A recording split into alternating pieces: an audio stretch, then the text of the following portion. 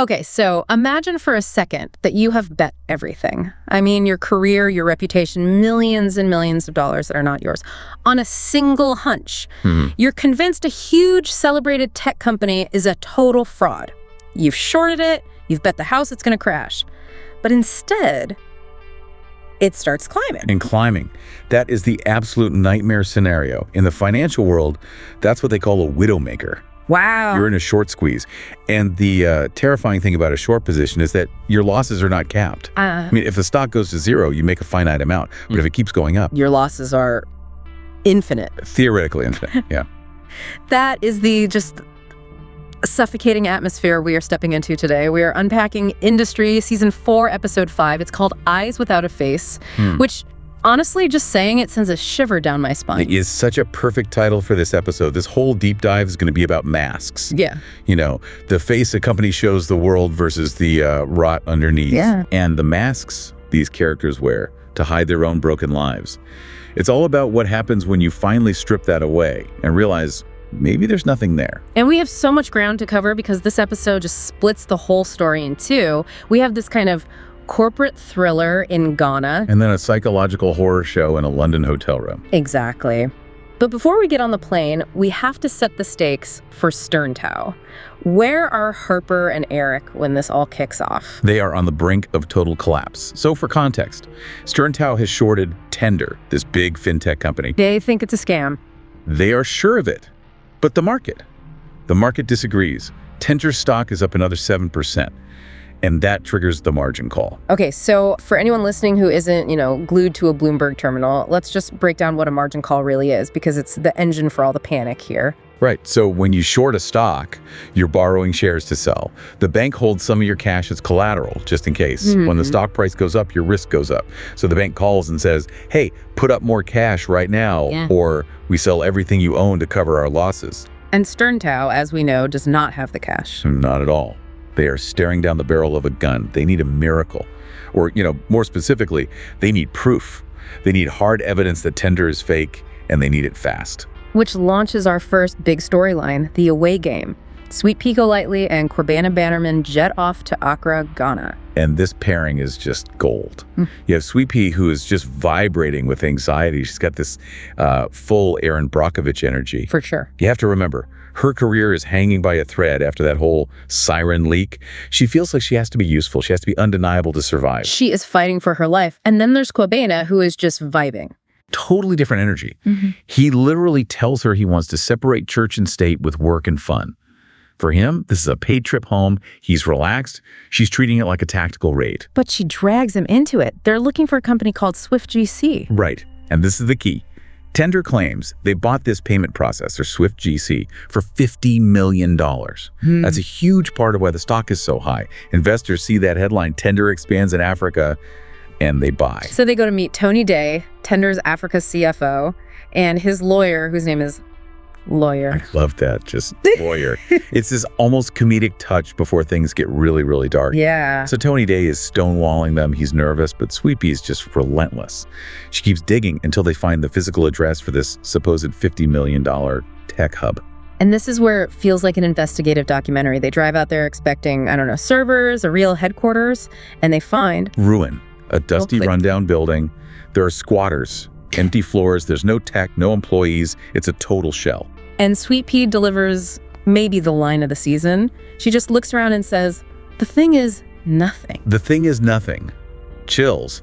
It is the smoking gun, and it explains the entire fraud. It's a feedback loop of fakery. A feedback loop of fakery? How does that work? Tender uses fake money to buy these fake shell companies. That makes it look like they have huge user growth. That growth drives up the stock price, which lets them buy more fake companies. It's a snake eating its own tail. Exactly. And for anyone thinking this is just, TV drama, this is almost a perfect recreation of the Wirecard scandal. The real-life German company. The real one. Yeah. They fooled everyone for years, claiming they had billions in cash in the Philippines that just didn't exist. Yeah. So the writers are pulling straight from the headlines here. So they have it. The proof. They can save the firm. But this is Industry, so nothing is ever that easy. Just as they're celebrating, this genre completely shifts. Yeah, from corporate thriller to just straight up horror. The assault scene? That was really hard to watch. Sweetpea's in a bathroom at a karaoke bar. She's flying high from the wind, and she gets ambushed. It's so visceral. This guy corners her, he licks her face, which is just such a specifically violating, awful act, and then he punches her. It's a brutal, brutal warning. Stop digging. But what I found so fascinating and honestly troubling is what happens right after. The hookup. She goes back to Kwabena, bloodied, adrenaline just pumping, and they hook up. That did not feel romantic. It felt frantic. It wasn't romance. It was a trauma response. You know, high-stakes adrenaline just looking for an outlet. It blurs a line they can't unblur. And it leads to that incredibly awkward morning after conversation about his type. Premium calcium? I mean, I audibly gasped. He basically admits he fetishizes small, blonde, white women. It's so cringy, but Sweetpea's line back to him is the key to the whole episode. She says, some things are attractive because you can't have them. Some things are attractive because you can't have them. Keep that thought. Because as we switch back to London, that is exactly what is happening in that hotel room. Okay, let's pivot to London. If Ghana was about corporate lies, London is all about the lies we tell ourselves about family. We have to talk about Harper. She gets a call, and we learn her estranged mother has died. And notice how she died. It's not some big dramatic illness. She tripped over an Amazon package. It's so mundane, it's almost stupid. And Harper's reaction isn't simple grief. She's not crying because she misses her mom. She's furious. Because she's grieving the loss of a resolution. We know her history. Her mother was abusive. And Harper tells Eric she wanted her mother to see her as undeniable. That word again, undeniable. That is Harper's whole motivation, isn't it? It's everything. She wanted to win. She wanted to show up with all the money and the power and force her mother to admit she was wrong. And now she can never get that win. The game's just over. It's so tragic. It reveals all this ambition was really just to get a parent's attention. Exactly. And she's confessing all of this to Eric, who normally would use that vulnerability against her. But he can't. Because his own family is imploding at the same time. His daughter. Right. Expelled from boarding school for a catfishing scandal. And the school uses the phrase meticulous cruelty. Meticulous cruelty. Sounds like someone else we know. The apple doesn't fall far from the tree. But this forces Eric to look at himself. And he admits to Harper he feels nothing for his kids. He says, I'm an animal that works on attention and you don't hold mine. That is just such a dark confession. He's basically saying fatherhood is a transaction. If there's no return on his investment, he checks out. It's the tragedy of Eric Tao. He can't do unconditional love, only performance and reward. Yeah. But in that moment, he and Harper connect. They're just two broken people on a bed. And Eric gives her the one thing she needed from her mother. He looks right at her and says, you are undeniable. It is the most honest moment they've had in 4 seasons. And the actress, Myha'la, has said, she sees this as Harper finally admitting she views Eric as a father figure. And Eric, maybe unconsciously, is seeing her as the daughter he wishes he had. The killer. The one who is undeniable.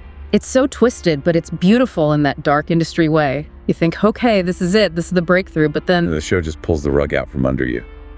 The regression. Bali Hotel girl. He calls the sex worker.